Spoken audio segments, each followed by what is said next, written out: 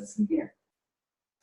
Okay, guys. Oh, Lord, I am so excited for this. You have no idea. I don't know if many of us on this team, I have shared this with a couple leaders, but if we have seen Kelsey on a Zoom, I'm not sure. So this is pretty exciting. And I actually don't know your story that well, Kelsey. I obviously know exactly who you are, and I love listening to you speak because you're just so straight shooter, and I really love that about you. But I did get a couple questions to you, and did you want me to ask them, or do you want to just kind of run off of what I said? No, you can totally ask me. I'm Okay. more of an interactive person, so I don't want to Okay. feel like I'm in like a seminar with you guys. Okay, perfect. So I'll let you just start the show off and just share who you are, say who you are, and share your story with us, because I don't know that a lot of people on here know your story. Yeah, for sure. Hi, guys. So my name is Kelsey Thornton, and I joined this business, gosh, in April of 2015. That makes me sound so old. Oh my God. So I joined 4.5 years ago almost. And honestly, you guys, I just wanted to get my hair and my nails done. That's it. I just wanted $500 to be bougie and not have my husband, ask why I was spending, $300 on both of those things, right? Because I don't know why, but women spend a ridiculous amount to get their hair done. So for me, I was honestly just looking for that extra income. And Erin Tweed is the girl who enrolled me, and she was a double diamond at the time when I joined. And when I joined, I didn't know her at all. I actually knew her husband briefly from college.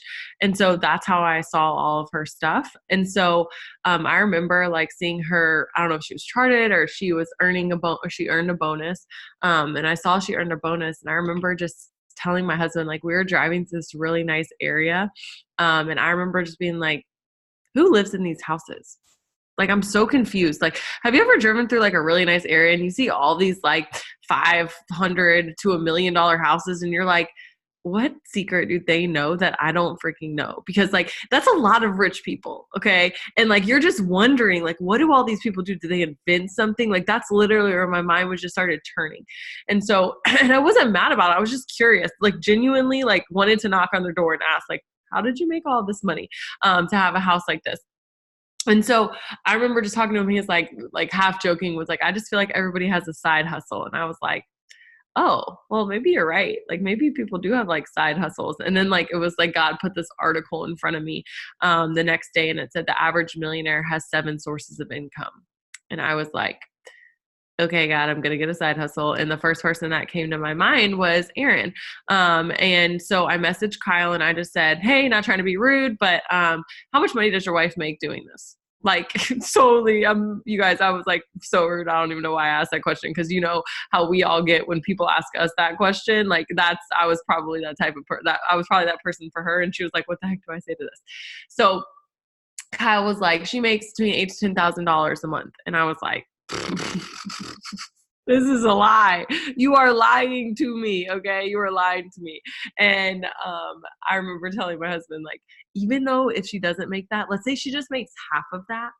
If she makes $5,000 a month, I can sure as heck make $500 a month. Okay. And so I just like messaged her and we hopped on the phone. And we started talking, and it was like so relaxed. Like, she was not trying to sell me anything. She was just kind of like telling me like about it. And I was like, okay, well, I think I'm going to do this. I'm just going to talk to my husband about it. And she like told me it was $99. And I was kind of like, well, that's weird. Cause nobody, like, I'd never like really heard of network marketing. I mean, I knew people who did like Mary Kay and Avon, but like, I didn't really like know what it was at all. And so I was like, well, that's kind of weird. I have to pay to start. And I like asked my husband, I was like, bro, do you think it's weird that I have to pay $99 to start? And he was like, babe, you walk into Target and you spend $99 and you don't even know what the hell you got. So at least just try, just see what happens. Like, what's the worst that can happen? It's like a Target trip that you don't take. And I was like, true. Okay. So we, I hopped in, and you guys, for the first 2 weeks, I didn't really do anything. I was kind of like, what do I do? Like, and I was posting but it was like very like apologetic posting. It was like, sorry to bother you, or I'm blowing up your timeline. And like, it was like so meek.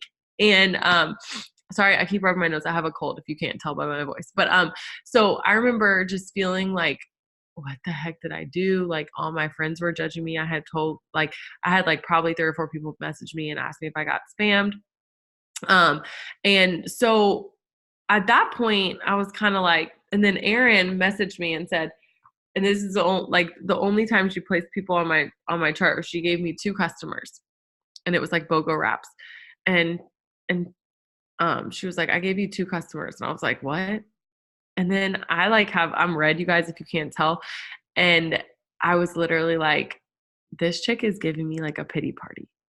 Like this is embarrassing. Like I need to like show up. Okay. So I started just like, and I got my first customer. I totally messed it up. It was BOGO wraps. And at the time the website was like way more janky than it is now. And, they still had the option for regular wraps and BOGO wraps. I signed this chick up for regular wraps. So I had like my first customer. I will never forget this because I was like, I can't even put a customer in. Like I suck at this. Like, I don't know what the heck I'm doing. And so when we finally got it fixed or whatever. And, then I just was like, okay, I did one, like I can do another one. Hopefully I'll get it right this time. And then I just kept like doing it. And I was talking to a couple people about it, like through Messenger, but like the first distributor I signed, you guys, was actually a random person that I talked to. Like I blitzed this person. I didn't even know what blitzing was, but I was a mortgage officer, before I joined.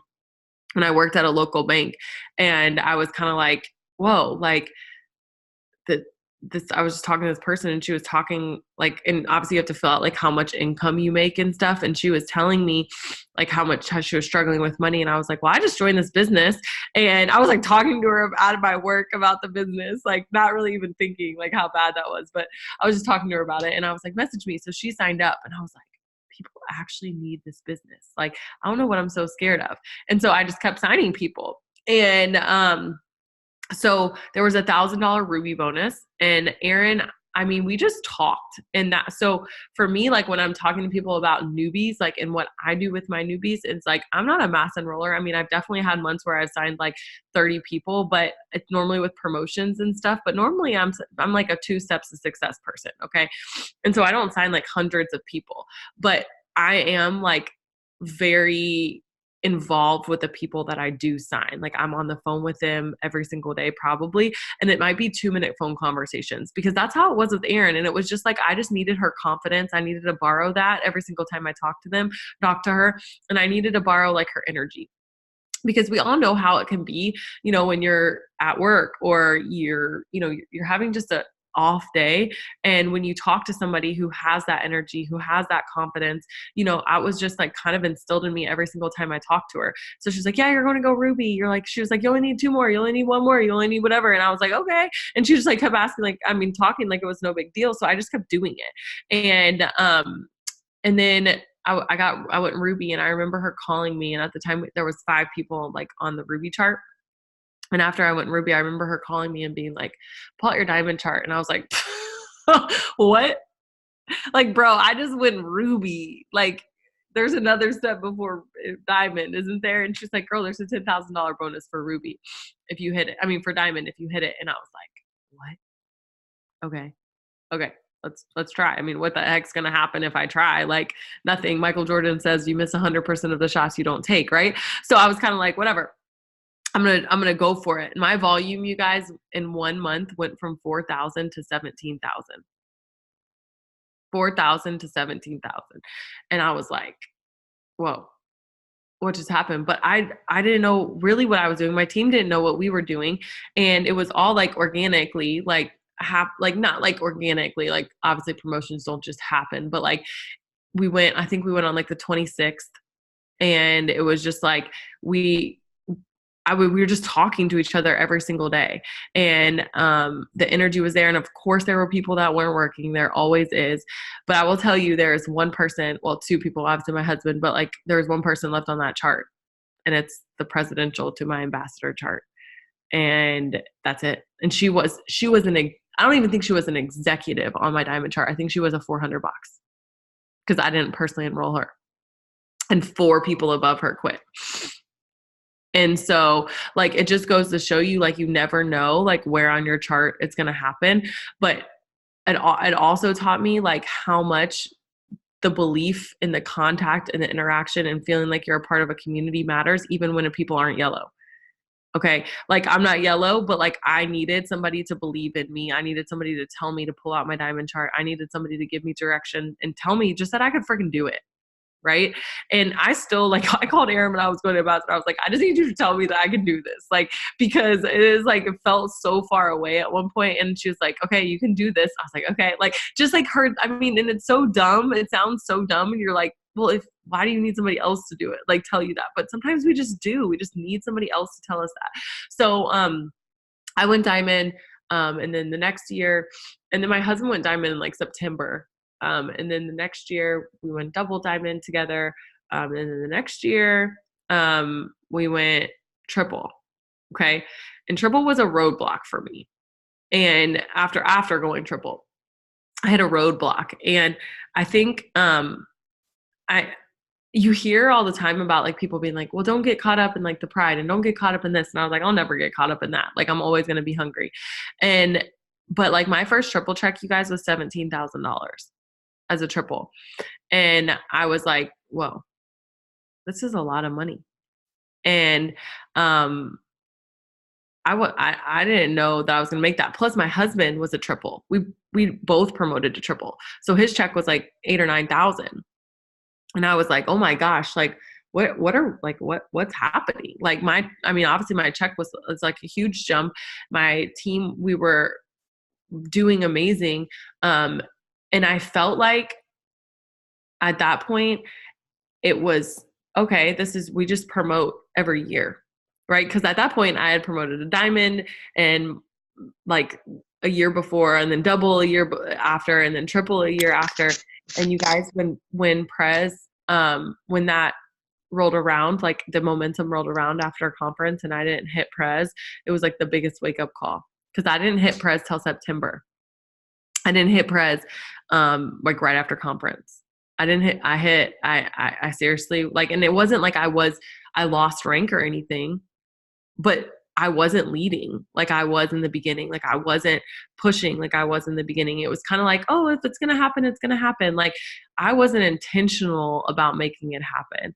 And so it was kind of a wake up call. And then, I went Prez, and then 6 months later I went ambassador, which was crazy. So I know that was a really long version of my story, but that's it.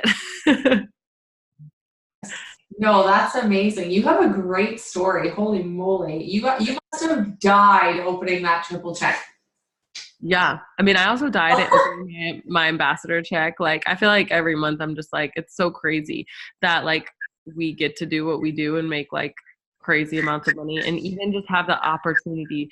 I mean, you guys, my first paycheck was $34. And you would have thought I opened a $34,000 paycheck because I was like, this is real. Like I just made $34 from my freaking phone and I was rolling up to Starbucks like a boss, y'all. Like I was like, I'm about to get a venti today. Like, I'm like, I mean, who wants to buy a $7 cup of coffee? But when you're making money from your phone, I was like, this is extra. Right. And so I think though, sometimes we lose sight of that and we feel entitled to a paycheck and we forget that, hey, this is a privilege that we get to do this. This is an opportunity and we get to do this every single day. And that's something that I always remind myself is like, why am I pissed about somebody quitting, or why am I upset about my volume going down when this is an opportunity that I didn't even know existed 4.5 years ago? And that my life would have been totally different 4.5 years, like if this didn't come into my life. And so, yeah, I can sit here and I can sulk, or I can say, you know what, I'm so blessed with this amazing opportunity that we get to do this from our phones. And we get to just have so many people that surround us. Like everything in my life has upgraded since joining this business.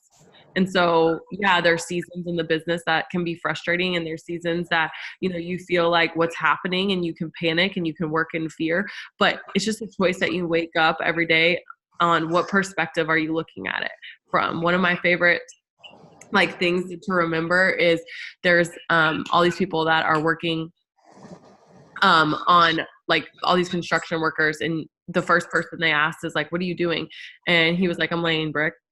And then they asked the next person and they said, what are you doing? He said, I'm building a wall. And they asked the next person, what are you doing? And he said, I'm building a historic monument. And it's like, they're all doing the same thing, but their perspective on it was totally different. So do you feel like I'm just here to make $500? Or do you feel like, hey, I'm here for, a couple years to see what happens? Or do you feel like I'm here to build a legacy? And knowing what happens when that mindset shifts, and it's literally just a choice and it's just a decision. So that literally gave me the chills. Oh my, whoa, I like that. That's awesome. I'm gonna have to watch this again. Okay. So the other thing that I want to ask you is, do you think that are you your biggest runner for your team, meaning that like you show up every single day? Like you don't rely obviously on your team to show up. You are there to be your biggest runner. This is a hard question because I have so many amazing people on my team that I would just say like, I am one of the hardest workers, on my team, but I know that like, and I'm not going to say this, I hope this doesn't come off bragging, but like, I've also built like, and not like saying like placement, but like I've empowered so many people to be amazing leaders that show up. And I put such a huge emphasis on leadership that like, my team knows like the expectations, and it doesn't mean the expectations from a standpoint of enrollments. It means an expectation of leading. So like my presidential diamond, Taylor Flanders, is like a freaking boss. Like, and her, like there's times when she out enrolls me, but of course it hasn't always been that way. Okay. Like it's not like, I've rode the coattails of my team. Like, I would say until I went Prez, probably I was the hardest worker on my team.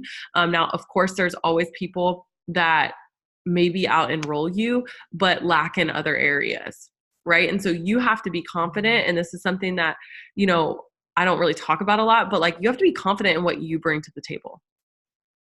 Okay. Because for me, it's not a competition with Taylor. Like, yes, of course she pushes me to enroll more and all of that stuff, but like where her strengths are sometimes my weaknesses, and where her weaknesses are my strengths. And so we can complement each other really well and learn from each other. So like she'll give me some messages that she's using or whatever, and then I'll call and I'll do a Zoom with a couple of her girls where she feels like she might be struggling with some leadership. And so for me, it's really all about that balance of, I want to make sure that I'm empowering my team so that I don't feel like I'm dragging people through the mud. Because I think sometimes if you feel so drained that you're the only one working on your team, then you're probably not doing a good enough job of developing those people. Because it's not that people join this business and they don't want to work as hard as you. It's sometimes they just don't know how, or they don't believe that they can do it. And so sometimes you just need to spend more time with them, developing them. So my favorite definition of a leader is a two-part one. And the first part is a leader is somebody who can recognize potential in people, which is the first part, which 90% of us, I would say, can do, is when we recognize potential, right? And we do it in sometimes a negative way. And we say, oh my God, this person has so much potential. If they would just work, they would be so amazing, right? How many times have you said that? I'm so guilty of this. And then the second part is having the courage to develop that potential. Having the courage to take responsibility for developing that potential. And I love that word responsibility in there, and saying like, you're having the courage to take responsibility for developing that person. And too often we don't take that responsibility. We expect, oh, well, if you're lucky that you even have an upline, or I can't believe that no. You're a leader. Your responsibility is to develop leaders. You want to be a multiplier of leaders, and your check will multiply. Okay. Because your goal is to help people. Like my goal, and what I prayed for a long time, until like it got too close when Taylor started almost making as much money as me, is like, I hope my team makes more money than me. And then I was like, well, I'm too red for this, so this might not work out. But no, I really do. I hope that like everybody makes more money than me.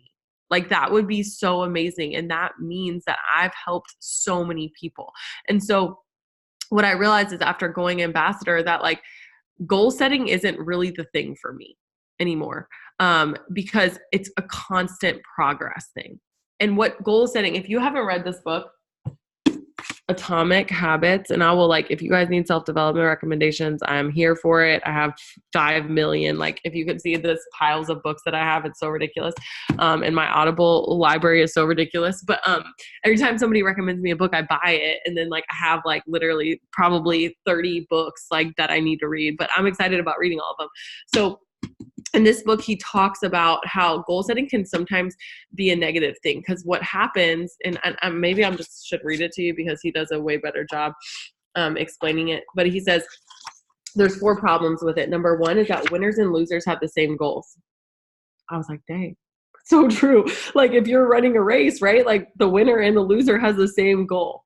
So setting goals isn't just going to help you win the race. It's part of it, but it's not the whole thing. Okay. The second problem with this is that achieving a goal is only a momentary change. So it's just something that happens for like 1 second and then you're on to the next goal. Right. And so he gives the example of, like, imagine you have a messy room and you clean it. Right. And then he said, if you maintain the same sloppy pack rabbit habits that led to the messy room in the first place, soon you're going to be looking at a new pile of clutter and hoping for another burst of motivation. You're left chasing the same outcome because you never changed the system behind it. Right? Because you're doing the same thing, like, right? The same problems are happening, and what you're doing is just sticking a Band-Aid on it. You're not actually solving it. And so he said, you treated a symptom without addressing the cause. Achieving a goal only changes your life for the moment. That's counterintuitive about improvement. We think we need to change our results, but our results aren't the problem. What we really need to change is what caused the results. When you solve problems at the results level, you only solve them temporarily. In order to improve for good, you need to solve problems at the systems level. If you fix the inputs, the outputs will fix themselves. Okay, which is so good. This one is my favorite one. Well, the last 2 are my favorite ones. But the third problem is that goals restrict your happiness. The implicit assumption behind any goal is, once I achieve my goal, then I'll be happy. The problem is if you do that, you're going to be continually putting off your happiness until you achieve that goal. And here's the thing that happens is, once you achieve that goal, what's the next thing that happens? You enjoy it for about 0.2 seconds until you set your next goal. And your happiness is this big, because every single day you're not there, you don't feel that you have a right to be happy because you're not where you want to be. And I was like, dang, so true. Okay, that's so true. And he said, it also creates an either or conflict. Either you achieve the goal and you are successful, or you fail and you are disappointed.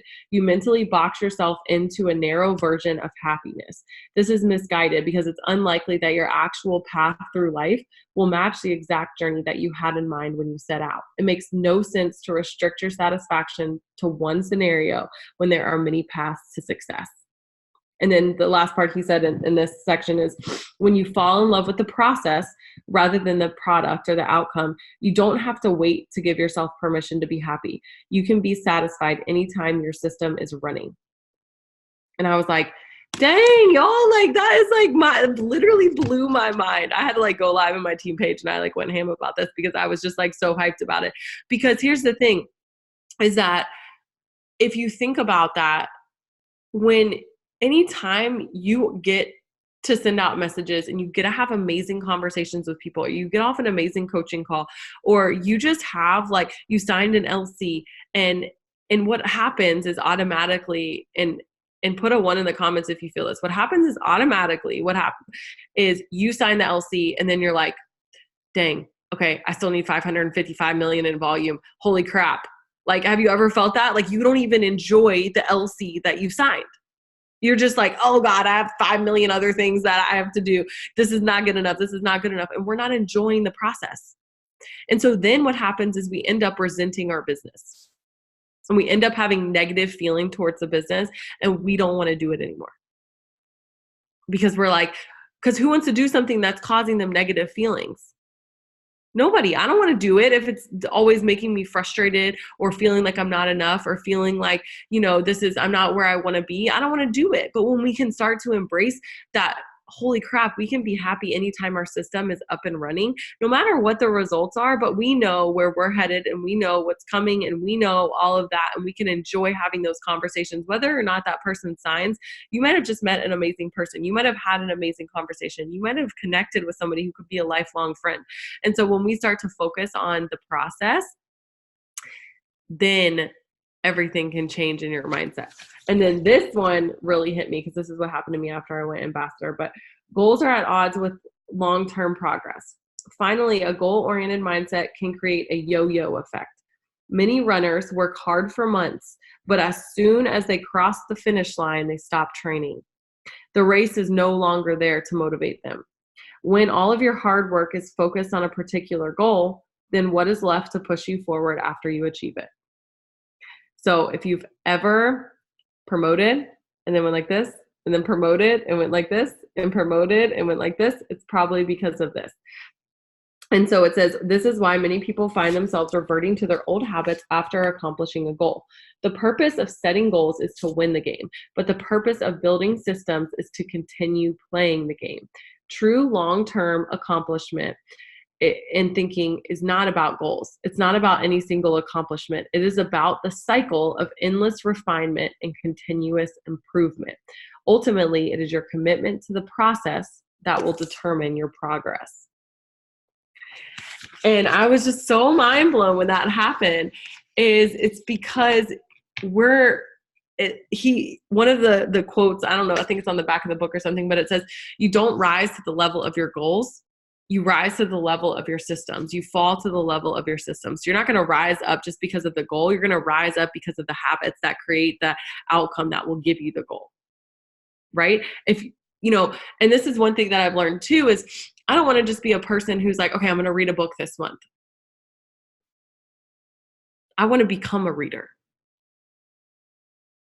I don't just want to be a person that's like, oh my gosh, like I'm going to develop a diamond this month. I want to become a creator of leaders. Like I want that to be who I am, not just something that I do. I want that to become a part of my identity, right? And so I encourage you all to kind of step away. And Angela, I'm sorry if this is kind of counterintuitive to like everything you said about like goals and stuff, but like step away maybe from like putting so much emphasis on that goal and really chase the process and the progress, right? And understand, like 1 year ago today, even if your volume is down from where it was in May or March or wherever, how is it better than where you were a year ago today? Is it better than where you were 2 years ago today? Are you improving as a person? So even if your volume's down, that doesn't necessarily mean that you're not growing in different ways. Are you becoming a better leader during this time? Are you getting tested? Are you growing your faith? Because if this doesn't happen in the business, we don't ever appreciate the up times. We don't ever appreciate the up times if there's no down times. Because how many of you took it for granted that everything was just rolling? Everything was just rolling. And then all of a sudden you're like, it's not rolling. It's not rolling. I'm panicking. And then it's like, I would give anything to have that back. But you didn't appreciate it like that before. And so many times we forget, and this is something that I read the other day too. You guys, I'm really not that smart and I'm really not that motivational. I've just read a lot of motivational stuff. So anything I say is probably from somebody else. So don't like copyright me on it. But it says, number one, prayer does not replace laziness. But number two, you need to be grateful for something for as long as you prayed for it. And that struck me and like punched me in the gut, because how long did I pray to go ambassador? 4.5 years. How quickly did my gratefulness go away? Pretty quick, because then I was like, well, I'm not going Diamond 2.0 fast enough. Right? And so we have to work from a place of gratitude. And I will tell you, if you get into a state of gratitude, it is the quickest way to change what results you're getting. Because whatever you focus on, you're going to get more of.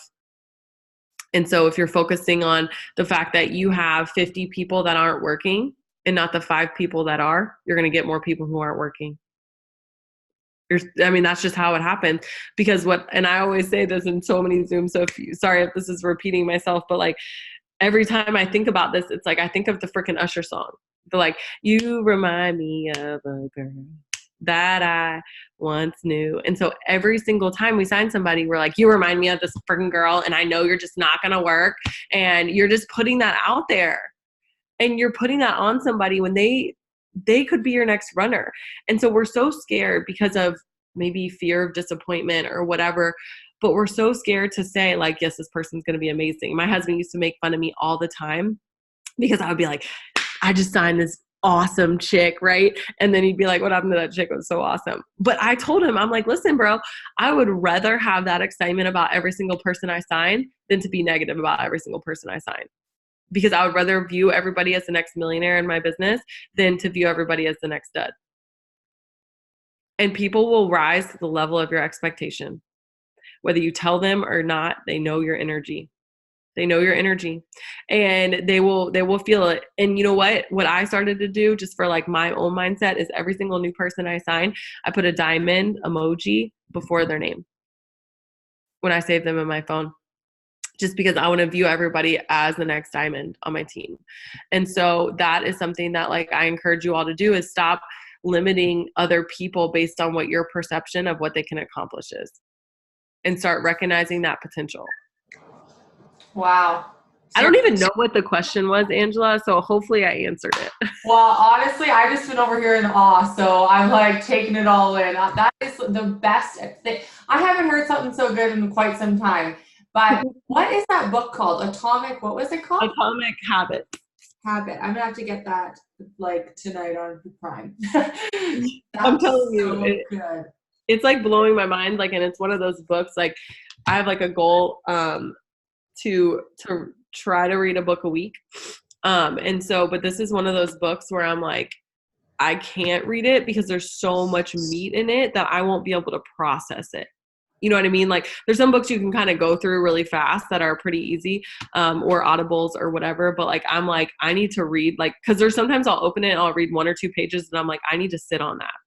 Right. Because Tony Robbins always says, knowledge is not power. It's potential power. Right. So if we have all this knowledge and we don't ever do anything with it, it's no good.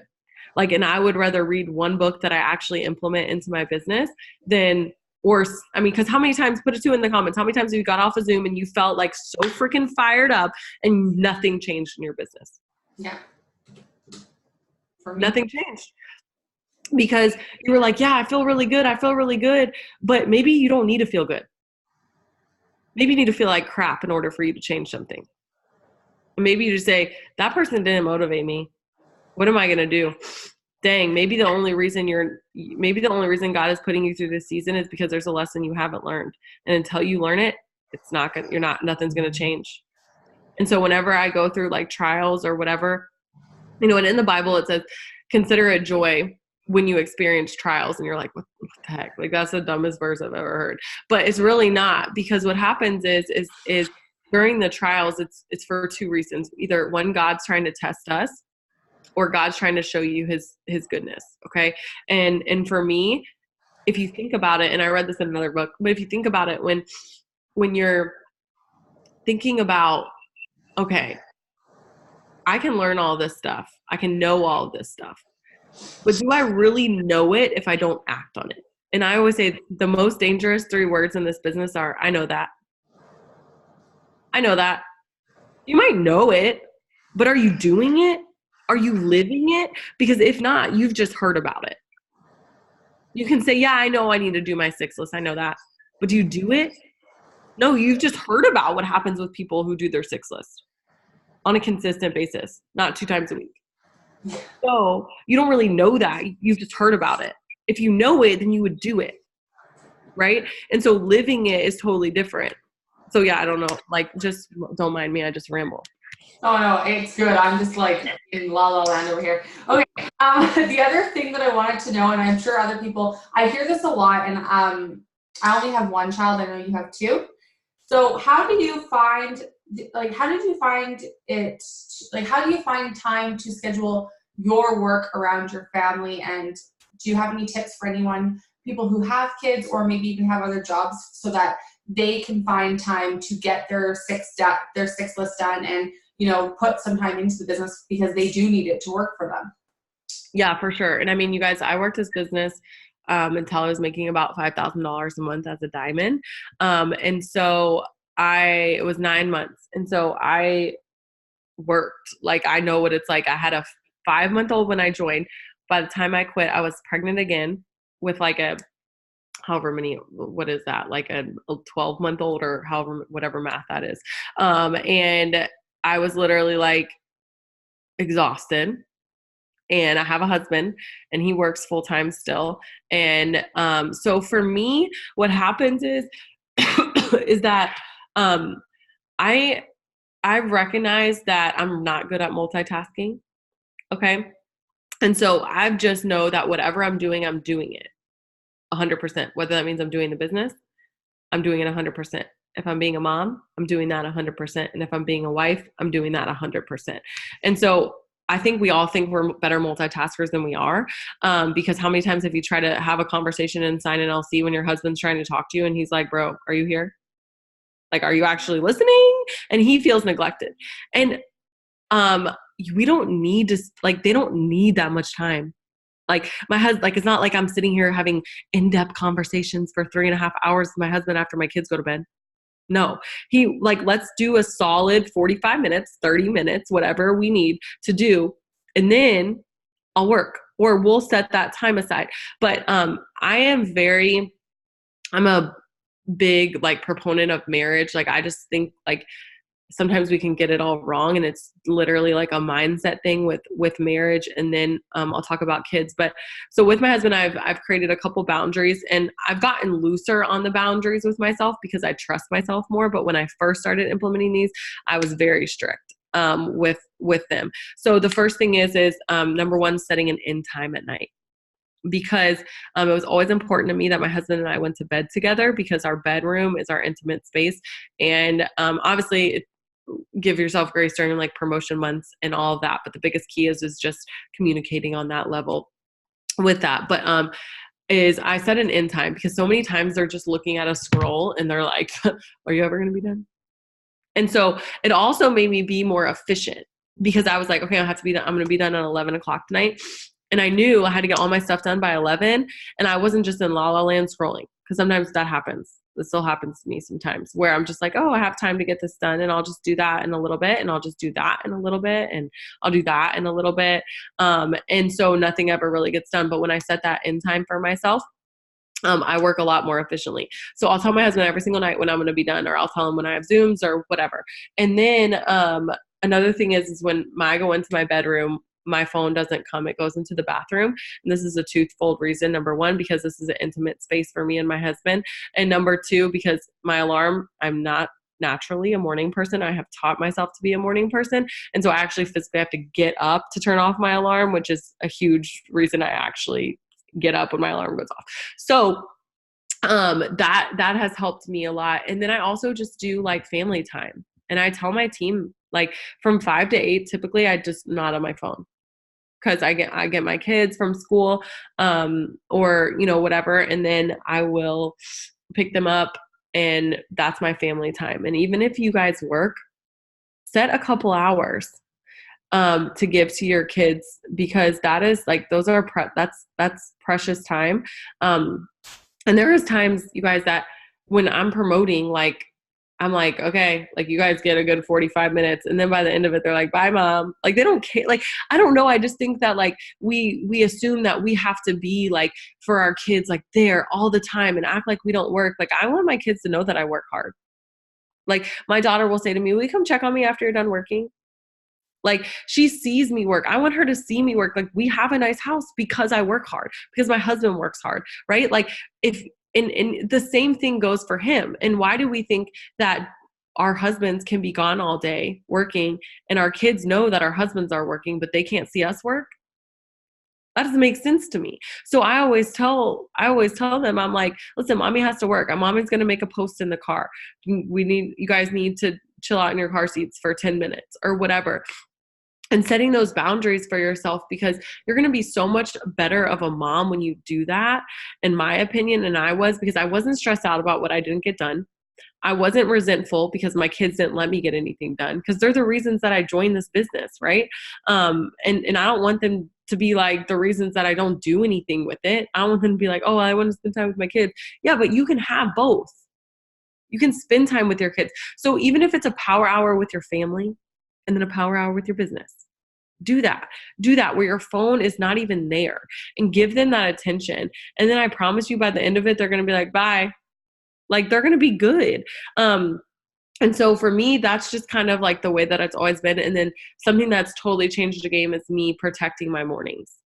And even if it's 30 minutes, getting up 30 minutes before everybody in my house gets up, drinking my cup of coffee without reheating it, and listening or reading a book and doing self-development, because I don't want to pick up my phone and have the first thing I see be an LC turned off their auto shipment, or a distributor's quitting, or somebody's complaining, because that sets the tone for the rest of my day. And I don't want it to be that. So I don't pick up my phone really until I drop my kids off at school.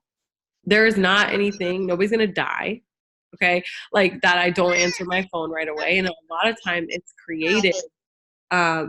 created a healthier culture on my team, because my team is now following suit with that. So they don't feel like they have to be on their phone 24/7. And you create more self-sufficient people, because they know that like, hey, during this time, like Kelsey's always going to get back to you, but during this time, that's our family time. And it feels like it gives them permission to do it as well. I really like that. That's good. Okay. So, one other question before I want you to just be you, because I've heard you give some good, powerful talks and like super motivating and just be super, throw some fire at us. But one last question I had for you is, how do you stay motivated? What motivates you?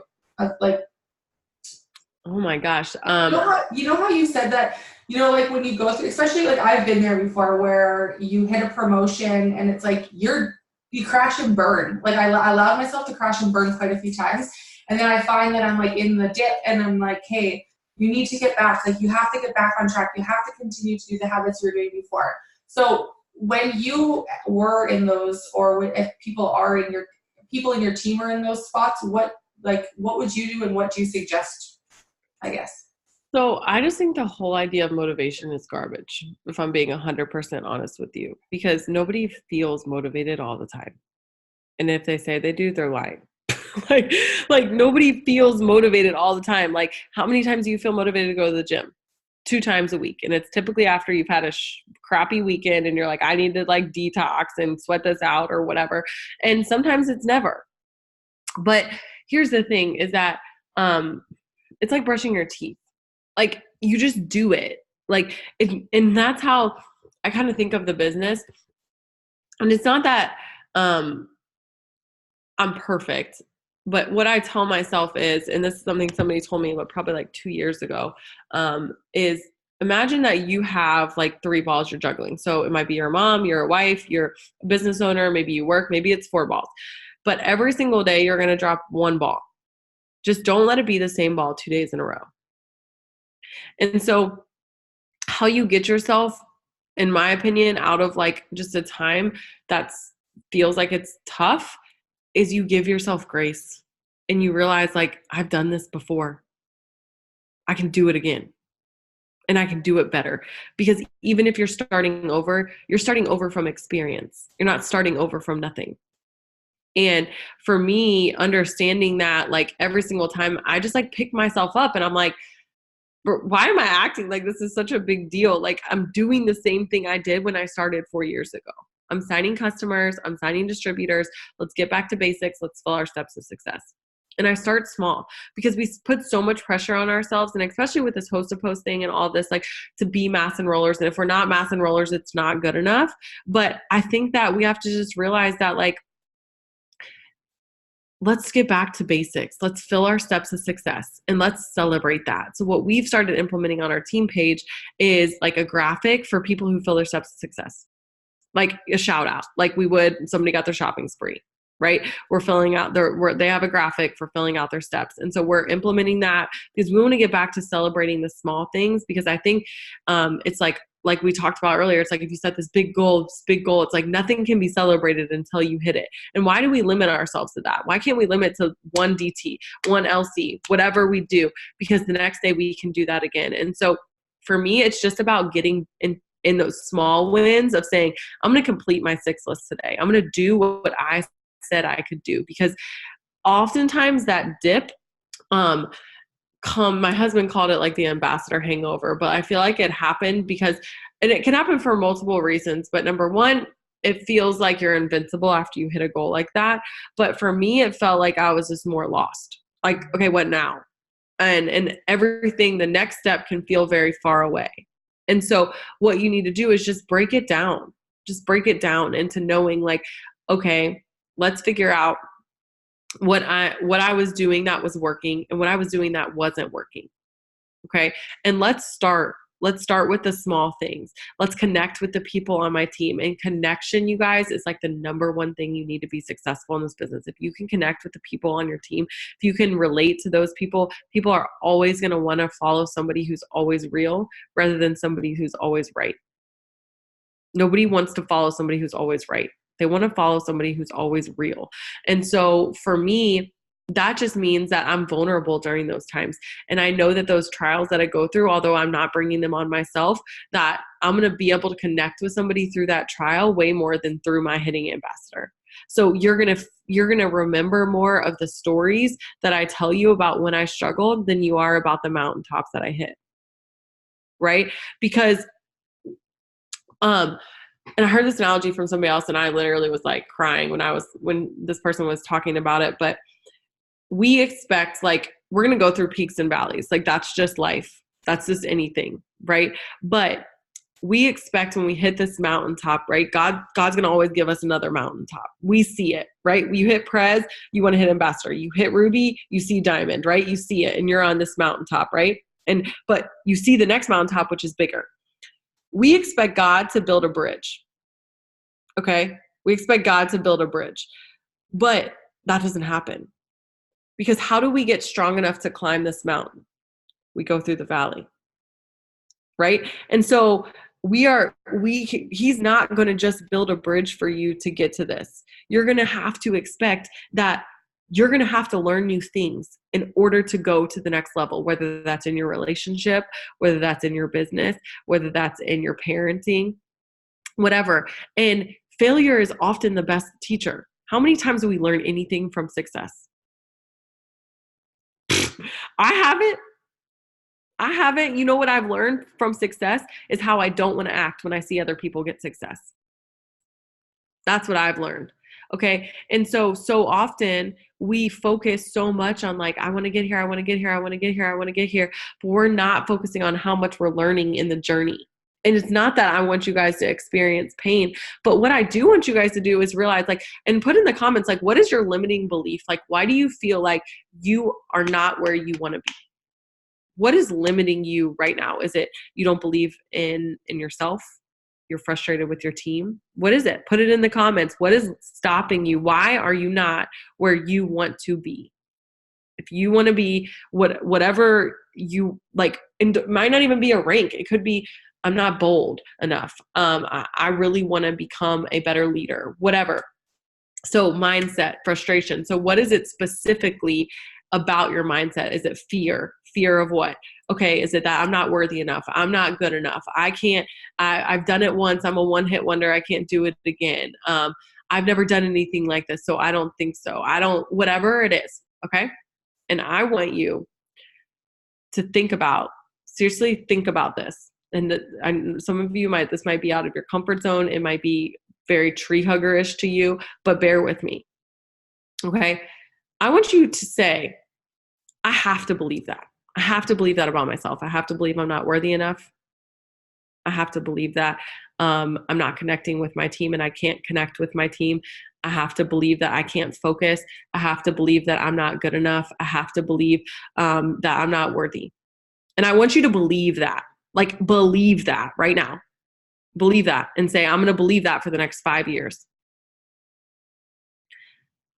Imagine right now how that impacts your family. How does that impact your family? Where does that leave your relationships? Is it in a good spot? Is it where closer to where you want to be? Is that belief that you have right now, you saying, I'm not good enough? It impacts your relationships. It shows your kids that, I should always doubt myself. I'm lacking confidence. If you believe you can't connect with your team, how is that affecting them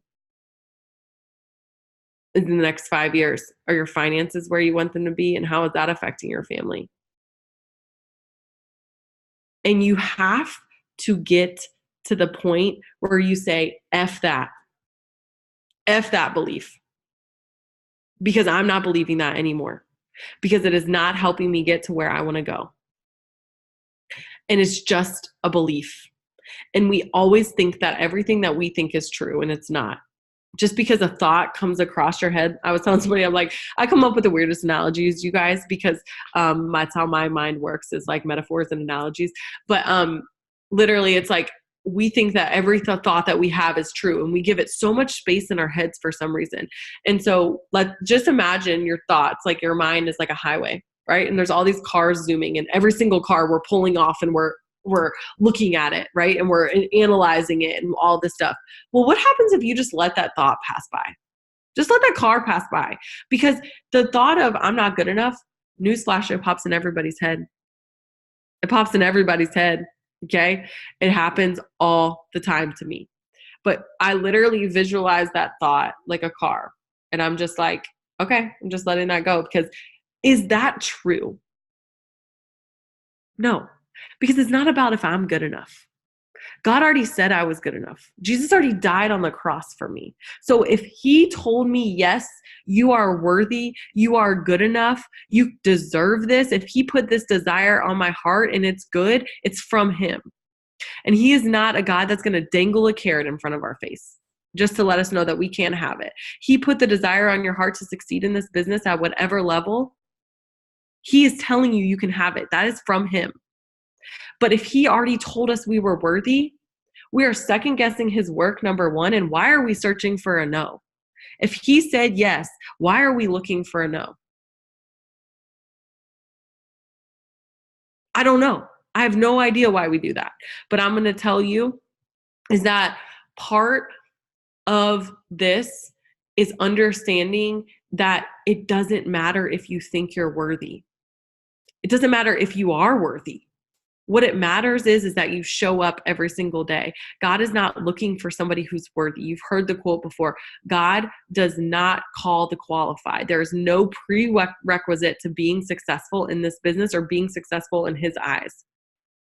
All he's asking you for is obedience to show up every single day. He's just asking you, be obedient. Do what I'm asking you to do. Show up. Keep doing it. Keep doing it. Walk in faith. And what is faith? Faith is the substance of things hoped for that's not real yet, right? And so keep hoping. Keep working this business in faith. It doesn't mean the power of positive thinking, like, oh, I'm not going to recognize on my volume's down. I'm just not going to. No. What it means is choosing to believe that the best is yet to come. Choosing to believe that the momentum is going to come back. Choosing to believe that, yeah, you might have had a great run this year, but guess what? We're about to finish this year strong. And if we don't finish this year strong, we're going into next year stronger than ever, because I am getting better, because I'm showing up, because God's promises are still true. And if you doubt that for a second, you're not being obedient. And it's not that, like I said, it's not that those beliefs, that thought's not going to come, but stop giving it so much space in your head. So I'm saying all of that to say motivation is garbage. You're not going to feel motivated every day. But what you are going to feel is inspired. What you can feel is the choice that you have to wake up every single day and do self-development. Make it a habit, making like brushing your teeth. You don't listen to music anymore. You listen to self-development. You know what? On days you don't feel like it, do some different self-development. Put on some freaking worship music and dance. Shake your butt, because you can't be mad and shake your butt at the same time. It just does not happen. Okay. So do something that's literally going to put a smile on your face. Do something that makes you happy. Okay. And whether that's reading a book, it doesn't have to be what it is for everybody else. For me, sometimes it's just my quiet time. Sometimes it's with my kids, whatever. It changes every day because we're girls and we have periods and stuff changes every day. But here's the thing, is that understanding that you're not going to feel motivated, but you still have to do it anyways. And you don't have to, right? Because we get to. But the choice is yours. Are you going to wake up and do it, and you're going to do it with a happy heart? Or are you going to do it begrudgingly and then complain and look for reasons about why this isn't working? I'm messaging people, I'm sending these posts out, and I'm doing this, and I'm interacting. Okay, well, of course it's not going to work, because are you attracting the people that you want? No, you're attracting the people that you're acting like. Right? And so if you're sitting here being negative, not being hopeful, not being positive, then what's going to happen is more of those people are going to come onto your team. And you get what you are. And I know that might be a harsh reality, but if you keep saying you're signing duds, guess what? It's probably because you are a dud.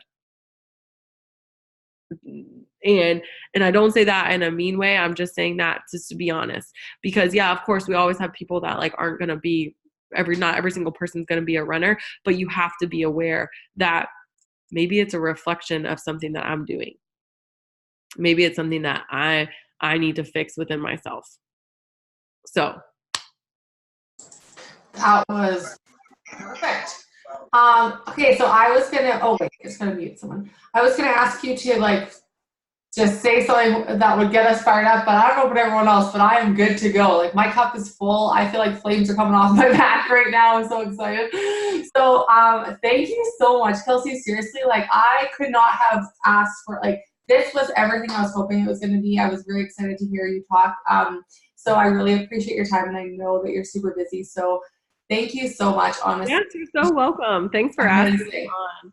Thanks for asking me on. And you guys just keep the faith, you know, just understand that, you know, the trial that you're having can graduate you to the next level of God's kingdom. And like, you don't even know the blessings that are going to come.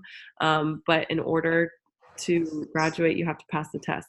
And so, like I said, consider it joy, and just know that this other book I would highly recommend if you're looking for like a faith recommendation. If you feel like you're struggling with your faith, this book is amazing. It's called Not Safe by Mark Batterson. And it's all about how Jesus doesn't die to keep us safe. He dies to make us dangerous. And so we need to go all out. And he says, let me just read this last part of the first chapter because it's so freaking good. He says, Jesus didn't die to keep us safe. He died to make us dangerous. Faithfulness is not holding the fort. It's storming the gates of hell. The will of God is not an insurance plan. It's a daring plan. The complete surrender of your life to the cause of Christ isn't radical, it's normal. So quit living as if the purpose of life is to arrive safely at death. Pack your coffin. Wow, that's awesome. And I wrote that one down too. I have 2 books that I want to get on Prime tonight. So thank you so much, Kelsey. Thank you for having me on. Bye, guys. Thanks, everyone. Bye.